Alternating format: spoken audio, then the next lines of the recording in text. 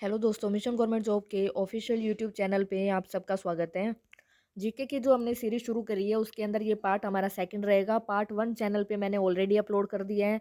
आप किसी भी कंपटीशन एग्जाम की तैयारी कर रहे हो, हर पेपर के लिए ये वीडियो आपके लिए बहुत ज़्यादा बेनिफिशियल होगी। आपने सिर्फ वीडियो सुननी है, जीके आपको ऑटोमेटिक याद हो जाएगी। तो शुरू करते हैं आज का हमारा पहला क्वेश्चन। प्रसिद्ध गायत्री मंत्र कहाँ से लिया गया है? आप सबको पता है गायत्री मंत्र के बारे में, तो ये गायत्री मंत्र लिया कहाँ से गया है? तो इस क्वेश्चन का आंसर क्या हो जाएगा? ऋग्वेद से लिया गया है।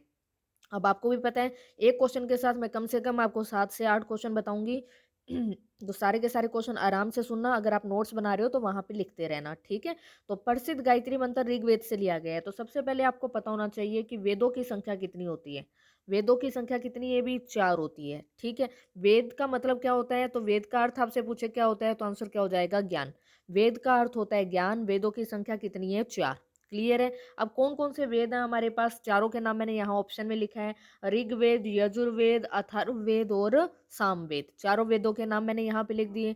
सबसे प्राचीन वेद कौन सा है? तो सबसे प्राचीन वेद है ऋग्वेद।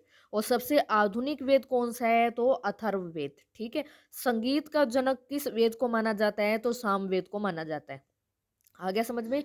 गायत्री मंत्र का उल्लेख कौन से वेद में है? तो ऋग्वेद में है। सबसे प्राचीन वेद कौन सा है? ऋग्वेद। सबसे आधुनिक वेद कौन सा है? अथर्ववेद। संगीत कौन से वेद से आया है? तो सामवेद से आया है। और वेदों की संख्या कितनी है? 4। आगे समझ में? अब यहाँ से आपको कुछ और क्वेश्चन बता रही हूँ मैं, लिखते जाना। अगर आपसे पेपर में पूछते हैं वेद कितने हैं, तो आंसर क्या दोगे? 4। अगर पूछा जाता है उपवेद कितने हैं, तो उपवेद भी कितने हैं? 4। ओके। नेक्स्ट पूछा जा सकता है पुराण। पुराण कितने हैं अभी हमारे? तो इसका आंसर क्या हो जाएगा? 18। 18 पुराण है। और सबसे प्राचीन पुराण कौन सा है? मत्स्य पुराण सबसे प्राचीन पुराण है, ठीक है? अगर पूछा जाए वेदांग, वेदांग कितने हैं अभी? तो टोटल है 6। 6 वेदांग है हमारे। उसके बाद उपनिषद कितने हैं? तो उपनिषद अभी टोटल हमारे 108। तो ये जितने क्वेश्चन मैंने आपको बताए हैं वो सारे के सारे याद रखने हैं। क्वेश्चन भले ही मैं 10 लेती हूँ, लेकिन कोशिश करती हूँ ज्यादा से ज्यादा चीजें आप लोगों को मैं याद करा पाऊँ, ठीक है? वेदांग कितने हैं? 6 है। वेद भी 4 है। उपवेद भी 4 है। पुराण 18 है। उपनिषद कितने हैं? 108 है। ओके। नेक्स्ट क्वेश्चन है, देवानम प्रिय के नाम से हमारे इतिहास में किसको जाना जाता है? तो देवानम प्रिय के नाम से किसे जाना जाता है? भी अशोक को जाना जाता है। क्लियर है इतना? कल मैंने एक क्वेश्चन लिया था, भारत का नेपोलियन किसे कहा जाता है? समुद्र गुप्त को कहा जाता है भारत का नेपोलियन। नेपोलियन रियल में एक इंसान था जिसका नाम क्या था? नेपोलियन बोनापोर्ट। नेपोलियन बोनापोर्ट कहाँ का राजा हुआ करता था? फ्रांस का राजा हुआ करता था। जो भी व्यक्ति शक्तिशाली होता है उसके लिए हम नेपोलियन वर्ड यूज कर देते हैं। तो भारत का नेपोलियन किसे बोला जाता था? समुद्र गुप्त को बोला जाता था। क्लियर है इतना? जितने क्वेश्चन भी बताऊं, हर एक क्वेश्चन आप लोगों को याद होना चाहिए। फ्रांस की कैपिटल। फ्रांस की कैपिटल क्या है? भी पेरिस। फ्रांस की कैपिटल है पेरिस। पेरिस किस नदी के किनारे है? सीन नदी के किनारे है। फ्रांस की करेंसी क्या है? भी यूरो। फ्रांस की करेंसी है यूरो। आगे समझ में? नेक्स्ट क्वेश्चन है, भारत छोड़ो आंदोलन कब प्रारंभ हुआ?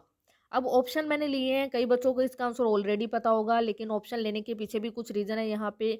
तो इस क्वेश्चन का आंसर वैसे हमेशा आपने बुक्स में पढ़ा होगा, 8 अगस्त 1942 को शुरू हुआ था भारत छोड़ो आंदोलन, ठीक है? आंसर भी यही ठीक है कि 8 अगस्त 1942 को शुरू हुआ था भारत छोड़ो आंदोलन। लेकिन कई बार 8 अगस्त ऑप्शन में ना देके 9 अगस्त दे देते हैं, इसलिए मैंने 9 अगस्त भी लिया है, क्योंकि एक पेपर के अंदर ये भी ऑप्शन था, वहां पे 8 अगस्त ऑप्शन नहीं था। तो आप लोगों को ध्यान रखना है, अगर 8 अगस्त होता है तो 8 अगस्त ही टिक करना है आपने। अगर 8 अगस्त ऑप्शन में नहीं होता तो आप 9 अगस्त 1942 भी टिक कर सकते हो। आगे समझ में? नेक्स्ट क्वेश्चन है हमारा नेशनल पार्क से। दूधवा नेशनल पार्क भारत के किस राज्य में है? तो दूधवा नेशनल पार्क कहाँ पे पड़ेगा? तो इसका आंसर हो जाएगा भी यूपी के अंदर, ठीक है? एक और याद रखना, Pilibhit tiger reserve. Pilibhit tiger reserve भी यूपी के अंदर है और दूधवा नेशनल पार्क भी यूपी के अंदर है, ठीक है? यूपी अगर हम बात करें 2011 की जनगणना के अनुसार, तो जनसंख्या में सबसे बड़ा स्टेट बताया था ना, 28 स्टेट है, पहला पार्ट सुन लेना, और 8 यूनियन टेरिटरी है वर्तमान में। अगर हम एरिया के हिसाब से बात करें, 28 स्टेट में एरिया में सबसे बड़ा कौन सा है? तो राजस्थान है। एरिया में सबसे छोटा कौन सा है? तो गोवा है। जनसंख्या में सबसे बड़ा कौन सा है? यूपी। और जनसंख्या में सबसे छोटा कौन सा स्टेट है हमारा? सिक्किम। ठीक है, याद रखना है, जनसंख्या में सबसे छोटा स्टेट है सिक्किम। ओके। तो यूपी की कैपिटल क्या है अभी? यूपी की कैपिटल है लखनऊ। लखनऊ को क्या बोला जाता है? नवाबों का शहर। लखनऊ किस नदी के किनारे है? तो लखनऊ गोमती नदी के किनारे है। क्लियर है। नेक्स्ट यहाँ पे ऑप्शन लेते हैं, मध्य प्रदेश की कैपिटल क्या है भी? मध्य प्रदेश की कैपिटल है भोपाल। यूपी की कैपिटल लखनऊ याद होनी चाहिए। कर्नाटक की कैपिटल क्या है? बेंगलुरु। और मैंने आपको बताया था कल का फर्स्ट क्वेश्चन क्या था हमारा, डंडेली वन्यजीव अभ्यारण्य कहाँ पर है? डंडेली वन्यजीव अभ्यारण्य कहाँ था? बेंगलुरु में। बेंगलुरु में किस किस का हेडक्वार्टर था भी? फटाफट रिवाइज करना है मेरे साथ। इसरो का हेडक्वार्टर बेंगलुरु में है। इसरो यानी इंडियन स्पेस रिसर्च ऑर्गेनाइजेशन, स्थापना कब हुई थी? 1969 में स्थापना हुई थी। हेडक्वार्टर कहाँ पर है? बेंगलुरु में। ठीक है। और किसका हेडक्वार्टर था यहाँ पे? विप्रो का हेडक्वार्टर था, इन्फोसिस का हेडक्वार्टर था, सबका हेडक्वार्टर कहाँ था? बेंगलुरु के अंदर।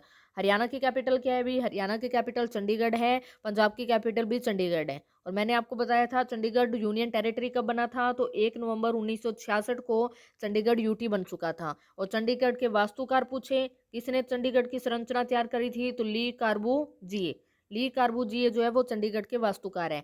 कहाँ से है ये? फ्रांस से हैं। फ्रांस तो अभी मैंने आपको बताया। कैपिटल बताओ जल्दी से। फ्रांस की कैपिटल क्या है? पेरिस। किस नदी के किनारे? सीन नदी के किनारे। और करेंसी क्या है इसकी? यूरो। ओके। नेक्स्ट क्वेश्चन है, इंडसइंड बैंक का हेडक्वार्टर कहाँ पर है? तो इस क्वेश्चन का आंसर हो जाएगा मुंबई। मुंबई के अंदर, महाराष्ट्र की कैपिटल मुंबई में इसका हेडक्वार्टर है। अब जो मोस्ट इंपॉर्टेंट है वो मैं बता रही हूँ, आपको याद रखना है। अगर पूछे पेपर में बैंकों का बैंक यानी आरबीआई, आरबीआई का हेडक्वार्टर कहाँ पर है? मुंबई में, यानी रिजर्व बैंक ऑफ इंडिया का हेडक्वार्टर मुंबई में है। सबसे ज्यादा ब्रांचेस या सबसे बड़ा बैंक अगर हम बोल सकते हैं तो state Bank of India. State Bank of India का हेडक्वार्टर भी मुंबई के अंदर है। सेंट्रल बैंक ऑफ इंडिया का हेडक्वार्टर भी मुंबई के अंदर है। यस बैंक का हेडक्वार्टर भी मुंबई के अंदर है। एचडीएफसी बैंक का हेडक्वार्टर भी मुंबई के अंदर है। और इंडसइंड बैंक का हेडक्वार्टर भी मुंबई में है। और भी बहुत सारे हैं, अभी इतना याद रखो। Reserve Bank of India, Central Bank of India, State Bank of India, Yes Bank, HDFC Bank, इन सब का हेडक्वार्टर महाराष्ट्र की कैपिटल मुंबई में है। ठीक है।